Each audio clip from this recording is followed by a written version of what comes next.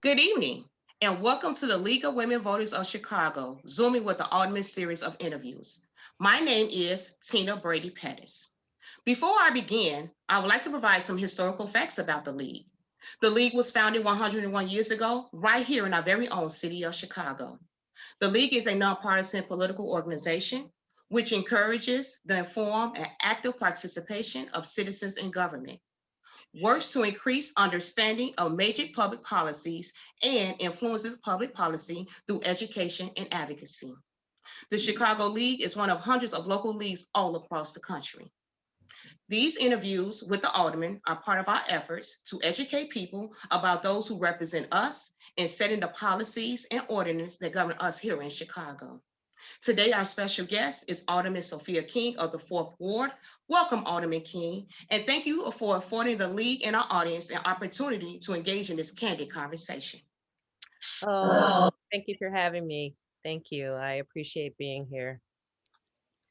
Please note that the Zoom session is being recorded and will be available for viewing after today on the League website. We'll be sending you, Alderman King, and everyone who registered for this program who is not a member, a link to the video when it becomes available. And also, everyone should know that we have provided the Alderman a copy of the questions I'll be asking ahead of time. Before starting on those questions, we would like to show a map of all the 50 wards in Chicago.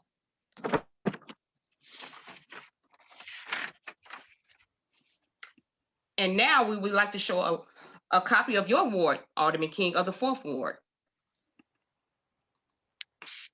Best word, if I might add. The best ward? Yes, ma'am. Now, let's get started on the questions and the interview. Since you already let us know you have the best ward, please describe your ward for us, Alderman King. I'd be happy to. My ward stretches mainly along the lakefront from 53rd Street around Hyde Park to downtown Chicago in the South Loop area and part of downtown. But in particular, it includes portions of the Douglas community, North Okay. Kenwood, Oakland community, the Kenwood community, Hyde Park, Grand Boulevard, and the South Loop. Oh, okay. I didn't know okay. I didn't know that. Okay. So can you tell me what are your boundaries? What is it, residential, commercial, or industrial? It's a little of, I don't really have industrial. It's mainly residential. Okay. We've got some business districts in several different parts of the community. They're really distinct, So, like I said, 53rd Street on the south in Hyde Okay. Park, on the north, we go all the way up to Jackson on the north part of downtown, but mainly the South Loop on the north. And then we have Bronzeville, in the middle. So we've got Grand Boulevard, North Kenwood, Oakland, Douglas community in the middle there. So Okay. we've got a really, really diverse. That's why I said it's the best community. It's You really are a right in microcosm the heart of it. of the city, right? We've got a Yeah. little of everything, which is excellent. The league has long supported having an independent commission draw ward boundaries. Rather than an alderman determining them, would you support the concept of creating an independent commission to draw the next set of ward boundaries? I've thought about that over and over again. I think this is going to be my first time, really looking at ward boundaries. And Okay. so, I believe, more transparency and public engagement is needed in this effort to create more balanced ward maps. However, how that looks is something that needs more consideration. I would like to hear more about how the independent commission would be selected and their metrics for evaluating how maps, should be drawn. So I'm open, but I am learning as we speak. I've never been a part of drawing the ward boundaries. So Okay. I will let more Okay. once I become more educated on that. But it's definitely something that's top of mind now. Okay.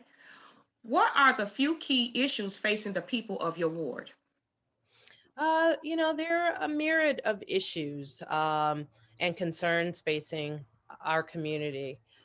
in my view, they mainly, I would say, there's a stream of equity that runs through that. When I say equity, I mean that we are fighting, for equal resources to help address some major issues like safety, education, economic development. Those tend to be the three main priorities that run through all my communities, even though they're all distinct. I would say that those are the major priorities, and community sustainability. Everyone says you've got, very different wards, they're unique, but they also share common priorities around, like I said, safety, education, community sustainability and vibrancy, and economic development. So yeah, I would say that those are the major concerns facing the community right now. And I would say public safety would probably be at the top of those concerns for all of them. Yeah, because you have a very diverse ward too, so you have to Yes. look at all those elements of what needed to take place in your ward. So yes. Mhm.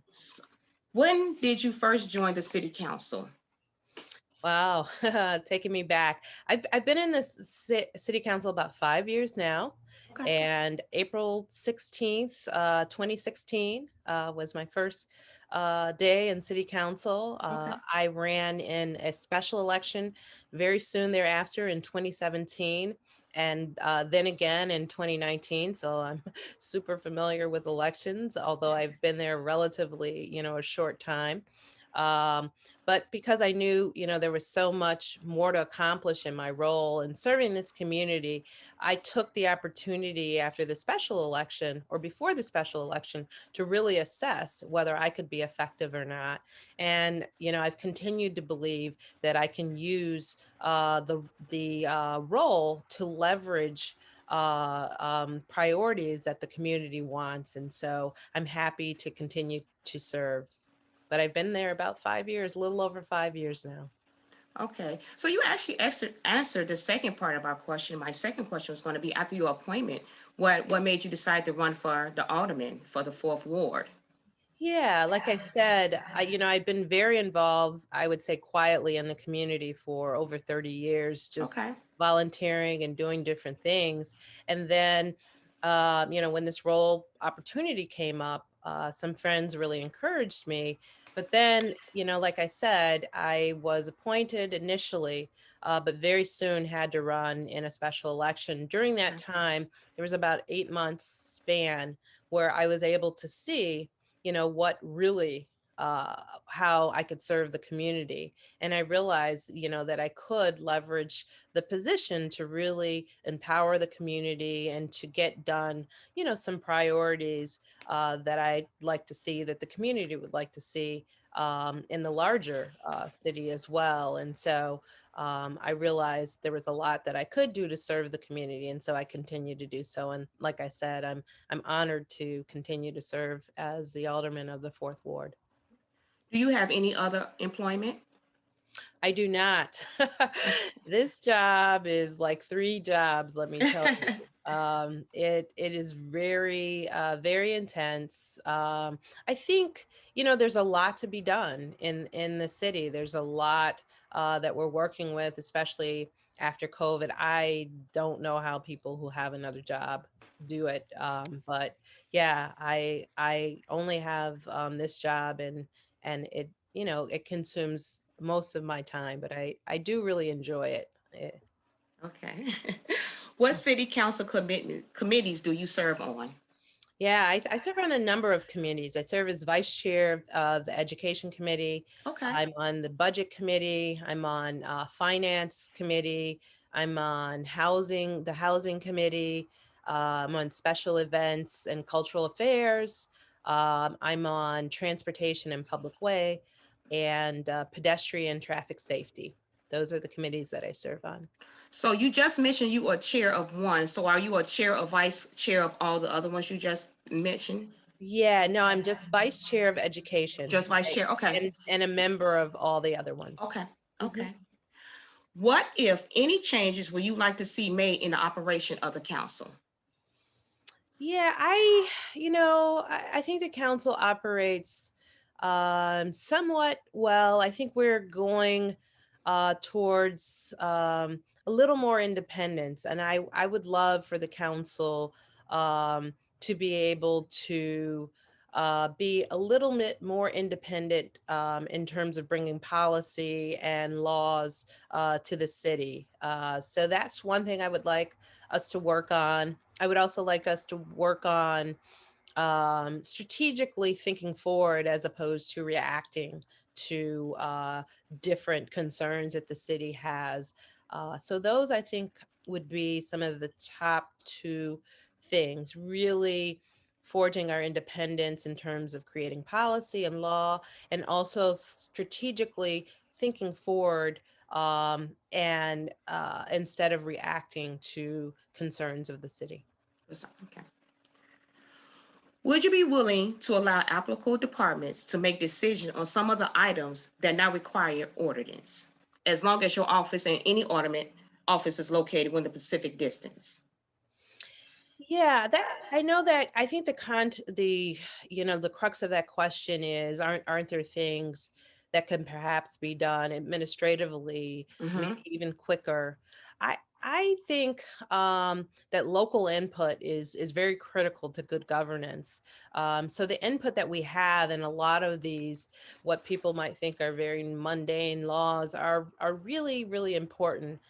So I like the balance that the current process Okay. has. It's a good balance for local input, and that's important. And things like you know uh, um, approving a new sign in the community Yes. may seem like it's just really routine, but if it's improving a sign of a bad business operator, that allows me and the community time to weigh in on this business. And so I think it's a good balance. I think a lot of policy and administrative implementation are there for certain reasons. And I think the balance between the two are really good. I think some of the time comes administratively, actually, and not necessarily from our offices holding up things or taking time signing things.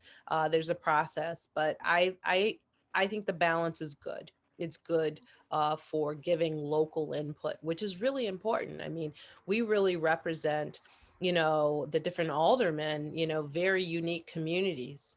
The mayor represents the entire city. Oftentimes, those interests are aligned, but sometimes they're not necessarily. And so it's good to have, that local kind of representation. And so I think even on mundane things, it's important to have input. Currently, when one candidate for a mayor or alderman does not receive at least 50% plus one vote in the February election, the top Mhm. two voter getters are on the ballot in a runoff election in April. What is your view about using ranked choice voting in February to determine the winner in lieu of Yeah, the runoff? that's something else I have to look into more. Currently, I support the system that's in place, and but I'm still looking at the ranked choice voting system. But in general, I'm supportive of new and innovative ways to make sure that. There is an equitable voting process, that people have access. So I'm always open to processes that will bring more equity and more access. So I'm open to it, but currently I support the process that's in place. Okay. If the league wanted to support one of your initiatives, what steps would you recommend the league to take? Yeah. So, having a relationship, reaching out, is definitely good. I've had a very strong relationship with the League of Women Voters. They were very helpful. Will forever be grateful for their input on, changing Congress to Ida B. Wells. That was something Yes. that the league was very instrumental in, and really, they reached out and we started talking, and it was just there was a synergy obviously there with a woman like Ida B. Wells, who was so instrumental in women's suffrage and other um, issues around equity.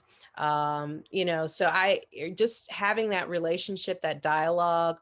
There's some strong ordinances that we're pushing now that we would love to have the support of the League of Women Voters, like civilian oversight through the unity ordinance that's come together through, CPAC and GAPA really coming together. They've been leading this effort, and the time is really now, for civilian oversight.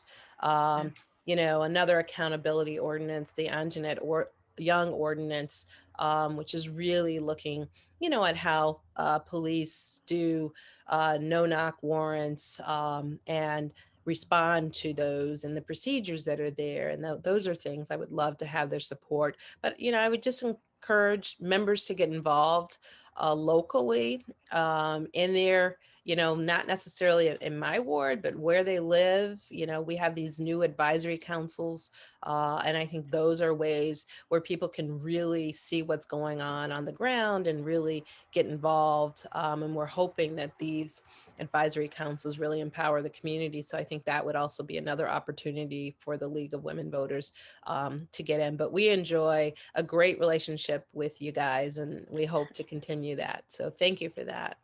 Can you name like a couple of advisory boards you were just mentioning? Do you have some right Mhm. off the top of your head? Can you name some? Yeah. So we've got 6 of them, Oh, okay. like I said, our communities are very distinct. They're similar in that, they all want public safety, they all want good education, they all want access to great jobs, and they want vibrant communities, but they're very distinct. I mean, people live in Hyde Park because Hyde Park brings certain things that people like. People move to Grand Boulevard because of that. There's a distinction there. People move to North Kenwood, Oakland. Again, another very distinct community. People move to Kenwood for, a very Yes. distinct community, to the South Loop, to Douglas. They're all communities that have, a little uniqueness to them, and people flock to those communities because of that uniqueness. And so we've set up these advisory councils in each of those 6 community areas for really to empower the community so we can maintain the sanctity of that uniqueness, but also make sure that each community is served properly. So we just try and meet the community where it is, and really try and empower the community to take us where they want to go, and to recommend and lead the effort for the improvement that they'd like to see in their own communities.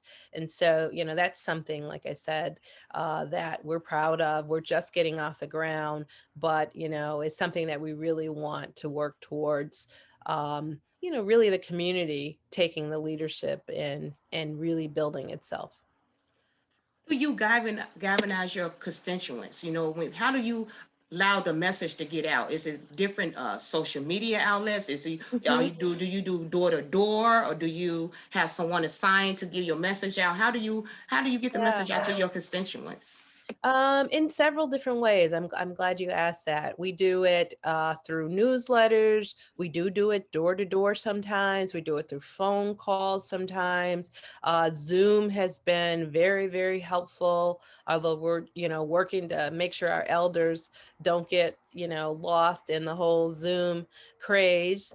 But there are different ways we reach out. We go directly to buildings that we have. Uh, we reach out very locally, and then we reach out kind of citywide. But like I said, the community advisory councils are what we're looking for in particular communities to really communicate with people. With residents in those areas, but also for residents to communicate with us so that we Yes. understand what their priorities are, and what's going on locally and what we can do to help leverage our office to improve their quality of life. So like I said, we're really relying on the advisory councils to be helpful in the communication, to help galvanize and bring more people into the process so that again, people can let us know what their priorities are, and so we're attuned to them, and that we can help stay on top of really advocating on behalf of them for the resources that they need in their particular communities.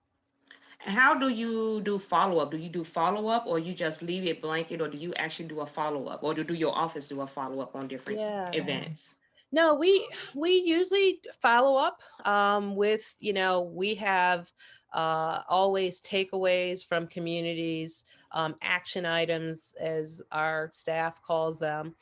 So we might go to a meeting, whether it's a very local meeting or small meeting might be just on a block, or could be more of a community meeting about something in particular that impacts more people.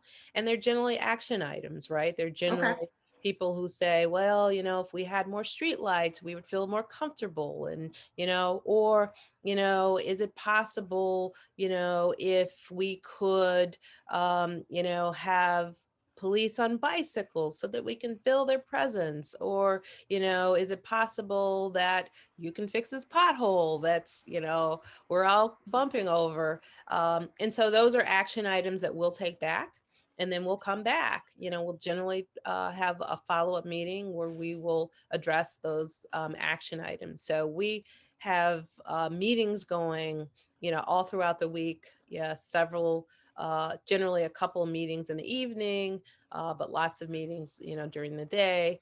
We'll try and address a lot of the issues. Constituents also call our office every day, email our office. So like I said, there are different ways to communicate with us, and then we try and provide as much resources as we can, because as most people don't actually know that while we're called on to do almost everything in the ward, our office doesn't actually provide those services. But we Okay. like to say that we advocate on our constituents on behalf of those services that the city and the mayor's office really provides. But we act as a conduit because we often know that you may not be able to pick up the phone and get your lights turned on, but we have a contact, within the Bureau of Lighting to make sure that that happens for you. And so we're your strongest advocates, and we always ask our constituents to reach out to us if there are issues that they are having trouble solving for themselves. I know oftentimes, like you just mentioned about the potholes, like you have different things that's going on in your community. And I know that you have overwhelming phone calls, and sometimes your constituents might be agitated about certain things that are not taken seriously. They might feel they're not taken seriously, or it's taking a long time to resolve. So Sure. in your meetings, do you explain about the budget that you have that's allocated to certain projects that you have within the fiscal year, so they can get a better understanding of why this is not taking place today? Yeah. Maybe this will take place next year during this particular time. Do you discuss the budget with your constituents? Yeah, we do.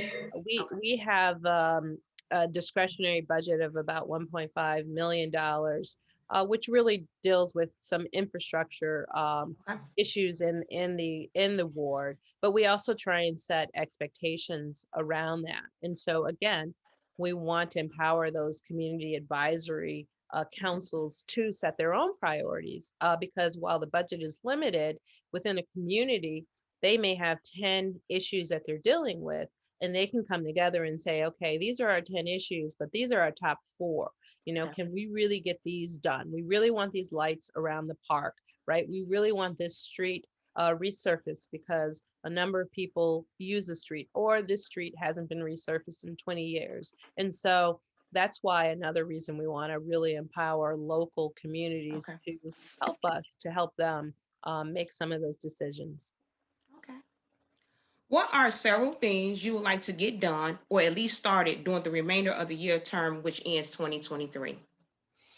Yeah, there are a number of things I'd like to get done. I think one of the top is just civilian oversight is really important. So I mentioned the unity ordinance before. I really think it's time. I mean, given all the racial reckoning in the city and in the country and the world, really, it's really time to deal with this issue, as many videos have shown us that this is a serious issue. Chicago has, unfortunately, a bad track record, Yeah. excuse me, where this comes. And so I think it's really important. So that's a priority. I also mentioned the Anjanette Young Yes. ordinance. That's super priority as well. Very common sense things that we're asking that, you know, really needs to be raised beyond policy because it's just not happening. Generally, when law is made, it's usually to serve justice. Really, that's why laws are made, to serve justice. In this case, justice obviously was not served. And so we need to implement things that will help to serve justice. And so that's important. Bringing real structural progressive revenue, I think is very important so that, we don't have to rely on one time scoop and toss, type budgetary issues. So that's Okay. important. And just really serving the ward well. So really getting those advisory councils that I've mentioned Yes. off the ground and running so that we can empower local communities to make decisions and to really be a part of their community. So there are numerous other ones that I know I probably missed, but off the top of my head, those are the ones that I think are very important. We also, before I forget, the Michael Reese Yes. development is Mhm. also really, important. And we're proud of where that has come. It's a site that was supposed to be the Olympic site. Yeah. That never happened. Mhm. Um, and it's an area in Bronzeville now that's going to be developed. And there'll be a brand new community there. We're calling it Bronzeville Lakefront. It's Okay. going to have, housing, it's going to have retail. It's just going to be a real bright, new, vibrant community. So we're proud of that. It will celebrate the legacy and history of Bronzeville. But we've made sure, that there's going to be equity, lots of equity in this $1 billion project, so that people who live in the area will have opportunities to get jobs. Some of the kids that are at Dunbar High School will hopefully, have opportunities to actually work, on this site. And so I'm looking forward to that as well, to really getting that project off the ground, but we're well on our way with that. I'm happy you mentioned about Michael Reese. I was just actually going to tie into that. So, as we doing our close and we concluded our interview, would you like to say something about yourself, about your ward, so we can know more about you? And Sure, sure. So, I just believe that really empowering the community is really important. I consider myself a public servant. While I grew up in Evanston and spent a little time in Mississippi, okay, growing up, several years actually, I consider myself a Chicagoan. I've been here over 30 years, been working in the very community, living in the community. I've always been a Fourth Ward resident. While I didn't, okay, recognize wards, as most people don't, right? Most people don't understand. They understand the community within where they live. But I just want to continue to serve. Equity is really important. I think around so many issues. We need to lead in that area. And as a city, I think we're ripe to do so. I mean, we've got a yes, really diverse city, which really magnifies who we are. Speaking of diversity, I'm excited about Lakeshore Drive becoming DuSable Drive. I think that speaks to yeah, equity in our city, and who we really are, and celebrating who we are. And so celebrating our founder, I think, really will bring us together as a city. And so I am excited about what's to come. I know it's been a very tough year for everybody, yes, COVID. But, I like to say, and not everybody is religious, but whoever, your North Star is, I feel like God has really brought us together and put us on a serious timeout, to really understand, right? Absolutely. Who's essential, that Black Lives Matter, and so we need to heed that message and understand that equity is truly important. But as we seek and celebrate people, we shouldn't fear that. We should seek to bring ourselves together because we have so much in common. And so I look forward to kind of this racial healing and reckoning, and being a part, a leader, to that end. And so happy to continue to serve. It's a hard job. Don't get me wrong, but for some reason, I really love it. I like the challenge. I love the people. I love, trying to get us to that goal of equity. We'll never be perfect, but we can always strive to do so. So look forward to continuing to serve. Thank you. And you're Thank right you. about that. We definitely need healing all around the world, Yes, just not in the city of Chicago, all yes, around the world. I agree. Alderman, Alderman Ken, thank you so much for being with us here today. Oh, As a thank re- you for having me. You guys do tremendous work. I'm proud to be around League of Women Voters, and I appreciate you guys taking up issues of equity too. So thank you for that. Thank you so much. As a reminder to the guests, as I mentioned earlier, a video will be sent to Alderman King and the audience. Whoever registered for the program will receive a link and get the video. In the next 2 weeks, again on May 27th at 6 p.m., we hope you will register to join us on our Zooming with the Alderman program featuring Alderman Patrick D. Thompson of the 11th Ward. We hope you will join us for a future Zooming with the Alderman programs. Good evening and have a good day. Good evening. Thank you so much.